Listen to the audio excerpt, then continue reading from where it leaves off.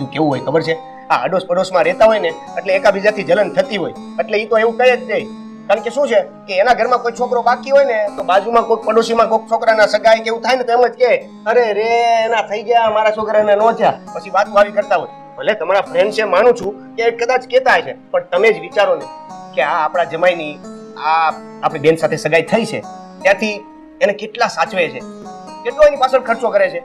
તમે જોયું ને? હા હા એક વાર પણ એને આમ દુખી થવા નથી દીધી.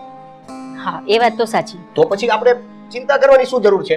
અને મોટી વાત તો એ છે કે મારી આ રીનાબેન ને પહેલી જ વારમાં આ જમાઈ પસંદ આવી ગયા છે. તને ખબર છે ને મમ્મી કે આ મારી બેન કેટલી નખરાળી છે, કેટલા આગળ છોકરા જોયા, સાચી એકમાં હા પણ નથી પાડી એને. સાચી વાત. તો પછી જ્યારે ફરવા લઈ જાય ત્યારે કાંઈક ને કાંઈક ગિફ્ટ લઈને આવે છે. આ કપડા, વીટી, કાંઈક જ્વેલરી, મેકઅપ, કાંઈક ને કાંઈક